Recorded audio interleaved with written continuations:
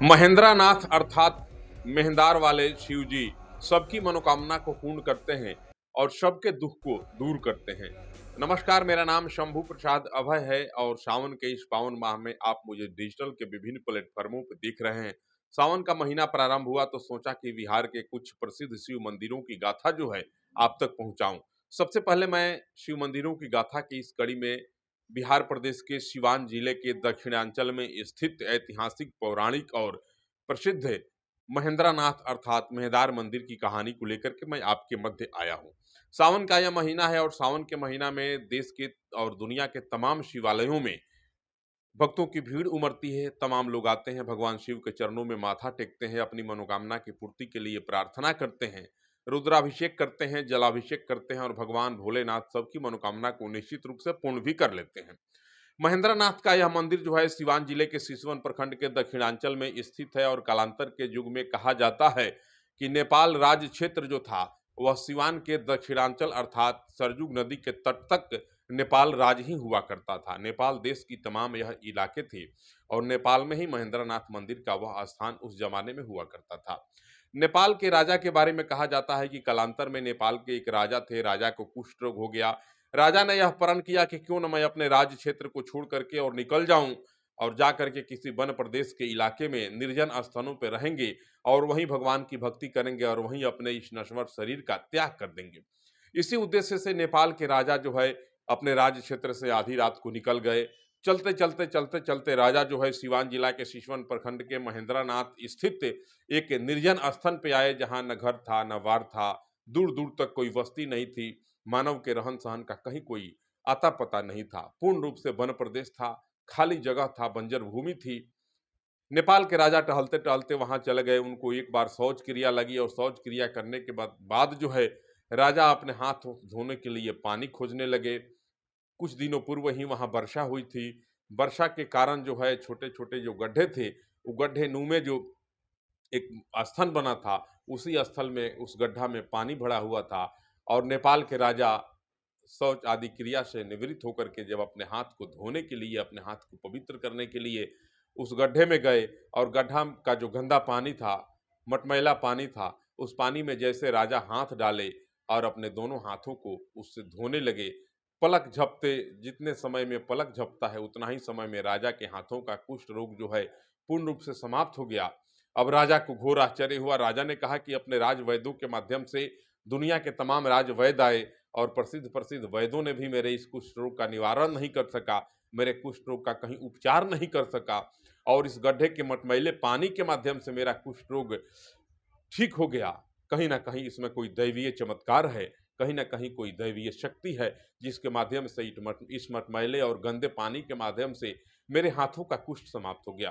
और आम देखे न ताव राजा क्या किए, उस गड्ढे के गंदे पानी को निकाल करके और अपने तमाम कुष्ठ वाले स्थलों पे लगाते गए।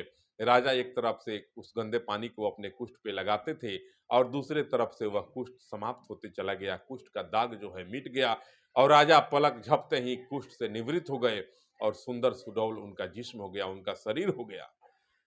अब राजा सोचने लगे, राजा ने यह प्रण किया कि अब यहाँ से कहीं जाएंगे नहीं, हम यहीं रहेंगे। वास्तव में यह जगह जो है, यह स्थल जो है कोई दैवीय शक्ति से परिपूर्ण है, दैवीय भावनाओं से ओतप्रोत इस स्थल पे जरूर कोई न कोई दैवीय शक्ति रहती है। राजा वही रात्रि विश्राम करने लगे।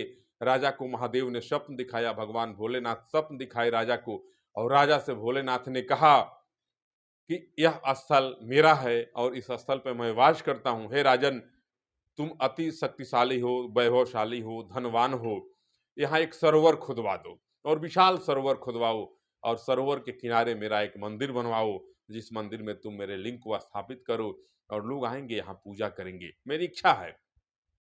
राजा जैसे स्वप्न देखे, राजा की आंखें उसी समय खुल गई और सारी सारी रात राजा जो है जगे रह गए। उसके बाद से अहले सुबह अपने सैनिक को भेजे और अपने राज्य क्षेत्र में अपने मंत्रियों के पास खबर दिलवाया राजा ने और वहां से तमाम लोग आ गए राजा के पास। लोग वहां आ गए और शोर से सुना राजा ने एक एक घटनाओं। उसके बाद अब सरोवर खुदवाने की बारी आई तो दंत कथाओं में कहा जाता है कि राजा जो है चांदी के सिक्के छींटते थे, फेंकवाते थे और जहां जहां चांदी का सिक्का गिरता था वहां के मजदूरों को कहा जाता था कि जहाँ चांदी का सिक्का गिरा है उतनी भूमि को तुम सरोवर के रूप में खुदाई करो।